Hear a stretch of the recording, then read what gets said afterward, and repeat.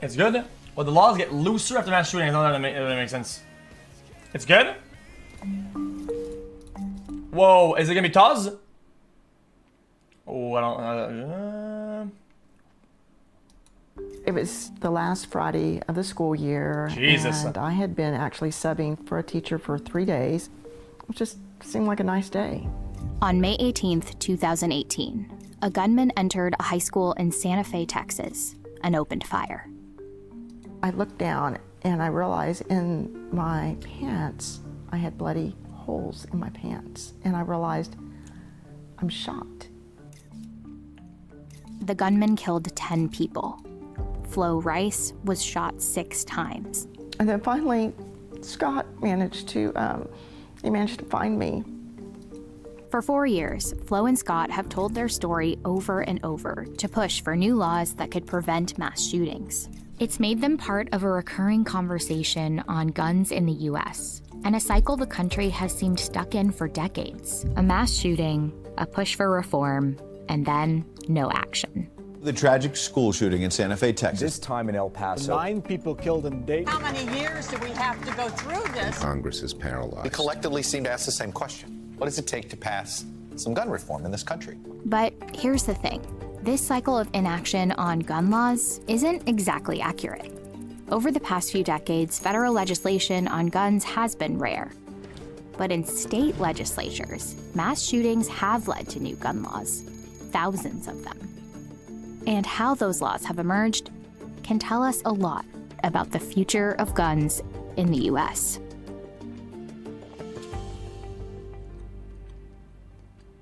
In 2020, a study tried to determine the impact of mass shootings on gun policy. They looked at 25 years of high-profile mass shootings.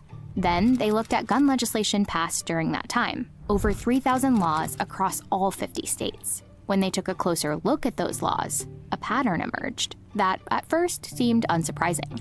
State legislatures controlled by Democrats were more likely to pass tighter gun laws. Republican-controlled states typically loosened gun laws. But they found a key difference. Mass shootings didn't have any statistically significant effect on the number of laws passed by Democrats, while for Republican legislatures, a mass shooting roughly doubles the number of laws enacted that loosen gun restrictions in the next year.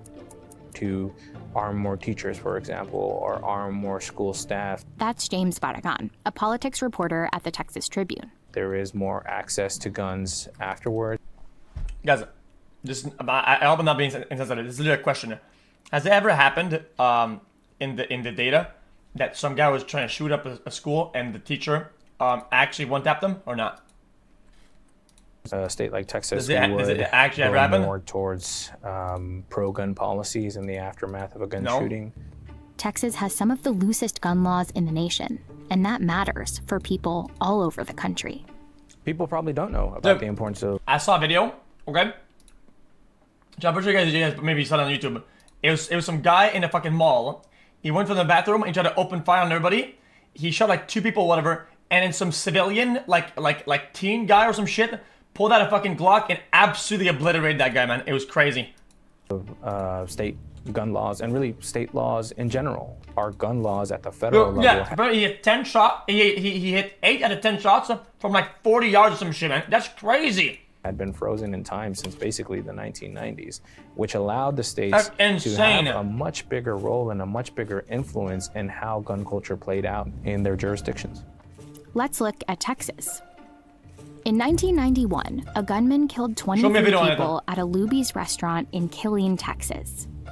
A woman there named Susanna Hupp lost both her parents in the shooting. Oh, I get it. She believed she... Some of these stories will be underreported because they're not mass shootings. I get it. That actually makes sense. Could have stopped the massacre and turned her experience into a crusade for loosening gun laws. I'm mad at my legislators for legislating me out of the right to protect myself and my family. It worked. In 1994, Texas elected a new governor, George W. Bush, who made it legal to carry a concealed gun his first year in office and set off a trend in the state that's continued for decades. For example, in 2012, after the Sandy Hook elementary school shooting drew attention to gun laws across the country, Texas responded a few months later by creating a program allowing some school employees to carry guns in school. In 2017, a gunman killed 26 people at First Baptist Church in Sutherland Springs. Within 2 years, Texas made it legal to carry weapons in places of worship. But after the Santa Fe high school shooting, Governor Greg Abbott did something unusual. He asked lawmakers to consider a red flag law, which would allow it. Okay, guys. I don't want to be dark about this. Okay, I know this is really, really bad. It's not even. I'm trying to tread lightly here. What if the teacher is dark and snaps, and literally has a gun in his pocket or whatever? I don't know, dude. Authorities to take firearms away from a person courts deem dangerous. That is not something that Republicans in the state often do. Flo and Scott were also pushing for legislation in response to Santa Fe, like laws that would hold parents accountable if their guns were used by their children to harm people. They also pushed to make it harder to buy ammunition online. Our shooter, he just checked a box and said, yes, I'm 18, and they delivered it to his doorstep. You can't get alcohol delivered without showing proof of ID or something, but he ordered ammunition. Their hope for stricter laws was in line with Texas public opinion. Polling showed only a small minority of Texans supported loosening gun laws, and just over half supported settle down. tightening them. We thought it was common sense that this would be done. They came to Flo's hospital room the week of the shooting, and we had the governor, lieutenant governor, we had congressmen, we had senators, their wives, their chief of staff, all in her room at one time, at least 20 people, and said, we're gonna take care of you. We promise we'll be there for you. We'll fix this. But in the end, these proposals, along with Abbott's openness to red flag laws, went nowhere. Yo, Jason, sit down. Jason, sit the fuck down. Fuck you, bitch. Jason, sit the fuck down. Pull up, put a cap in your ass. After gun rights supporters went after him, the gun culture is strong, but the gun lobby itself also exerts a lot of pressure on Texas politicians. There were bills that were put out there, but they never made it out of committee. Later in 2019, 2 shootings in West Texas just weeks apart prompted Lieutenant Governor Dan Patrick to suggest another tighter gun policy, closing background check loopholes. That is a very strong comment from a lieutenant governor who is very pro-guns, who is very friendly with the NRA. But Republican leaders were saying we may have problems here. Democrats are pushing to take over the state house for the first time since 2003. After elections were over, with Republicans still in control, in 2021, Texas passed constitutional carry. There would no longer be a requirement for Texans to have a license or receive any training to openly carry handguns. For me, it's very scary because if I see someone in public with a gun, I will panic. That's going to send me into an anxiety attack. That constitutional carry law that the state legislature passed in 2021 had been rejected by Republican leaders. But as the Republican Party has gone further and further to the right on issues, you get... Say what you will, dude. Okay, people can say this is a problem or not a problem. Here's the fucking problem. How about a fucking psych check and just tighter things? People want to get a gun, go through more layers of things to get the fucking gun. How hard can that be? I don't know what that's so hard. Like, I don't get it. A fringe of the party that is much more vocal about all kinds of issues, including gun rights. It's simple when people say, yeah, but it's Constitution. Okay, fair enough.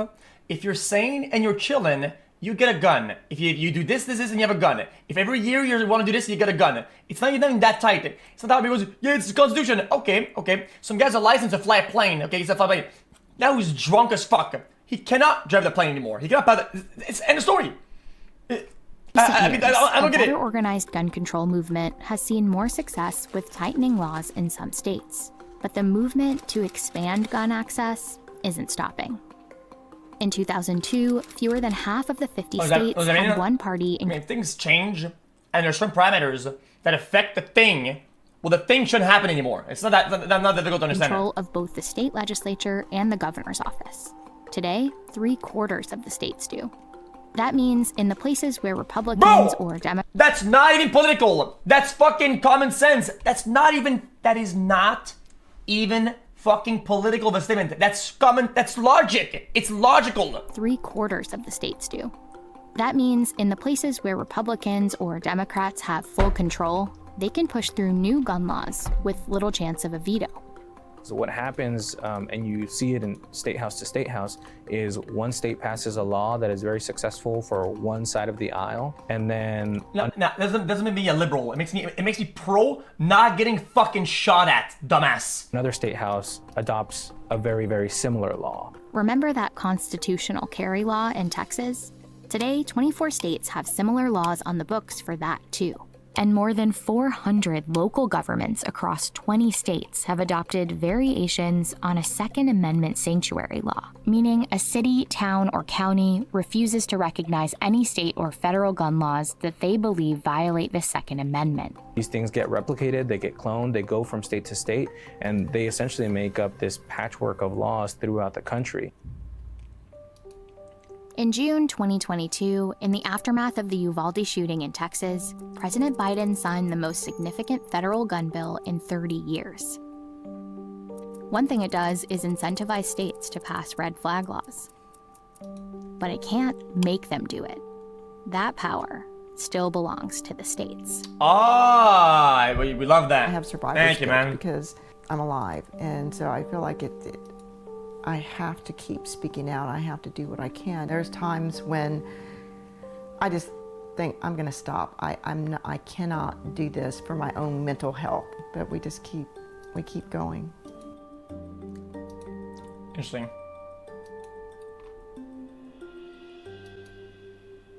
I mean, say what you want, dude. These videos are purely political, but at the end of the day, I feel like the topics aren't even that's not even that political. Like, I get it. It's like laws and shit, okay? And it ends up being politics. Oh no, a fucking liberal. Is that a fucking liberal, dude? This guy says don't shoot at people. Probably an idiot liberal. Shut the fuck up, you fucking cocksucker. What the fuck are you talking about, man? Bro, how about we fucking stop shooting at fucking people and giving guns to fucking mentally ill, deranged cocksuckers, man? Fuck, man. Is that fucking hard, dude?